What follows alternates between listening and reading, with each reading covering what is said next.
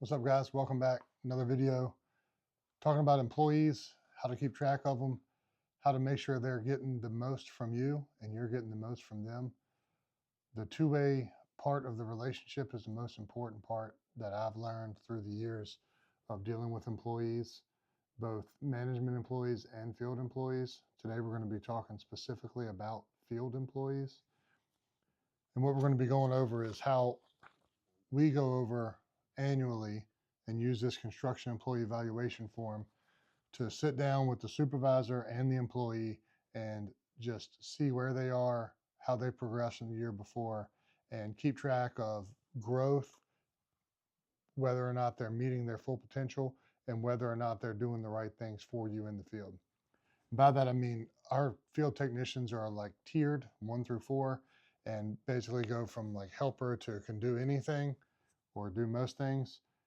And we try to give them the correct jobs every single day so that they can perform best and they can feel good about being at work and they can perform best and do well for the company and be profitable.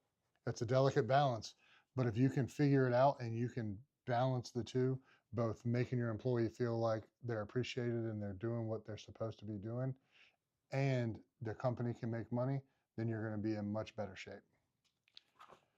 So starts out pretty simple: supervisor's name, employee's name, the employee's job title.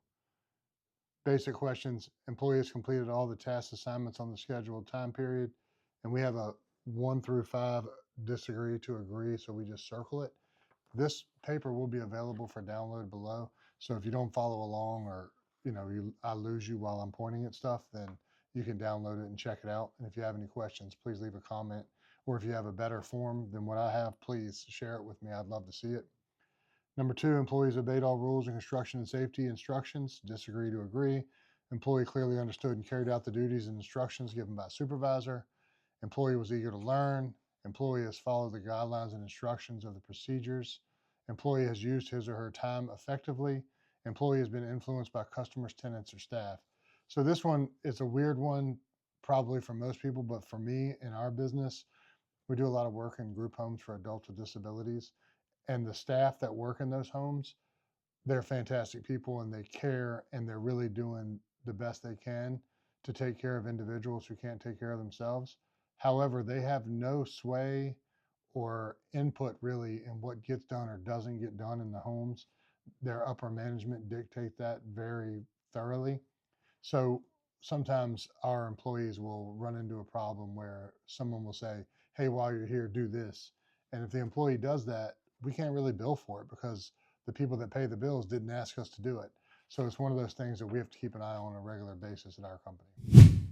Pardon the interruption. Don't forget to like, comment, and subscribe. Next page is going to be a more standard evaluation type form where it's going to be quality of work, quantity of work, knowledge, judgment, safety, initiative, and communication from very poor to excellent. And this is the page where we're really going to go through and look at last year's and compare, hey, how's your knowledge? Is it poor, acceptable, very good, or excellent? And it's also based off of their experience and what we expect them to do at the company.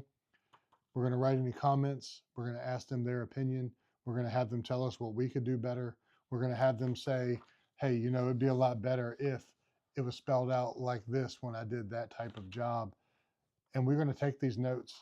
And then once we do all the evaluations, which we usually do in January and February, then me, the operations manager, and the supervisors will sit down and go through them.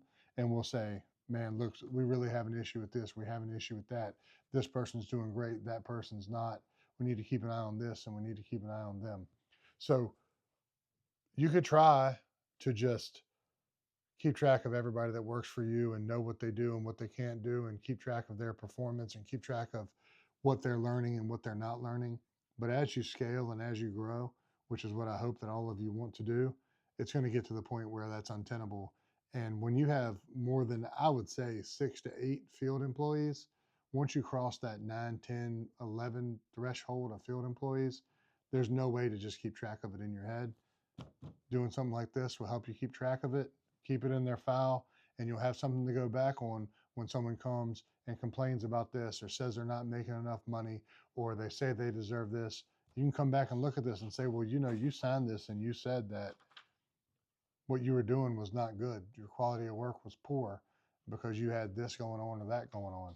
So it's a good tool to hold yourself accountable as the owner and leader of people in your company so that you can make sure you're steering them in the right direction to make them do the best that they can do. And when you do that, they're going to do better for you. So again, download it, check it out. Let me know if you have anything. Please like, comment, subscribe for more. And that's another video brought to you by Beyond the Estimates.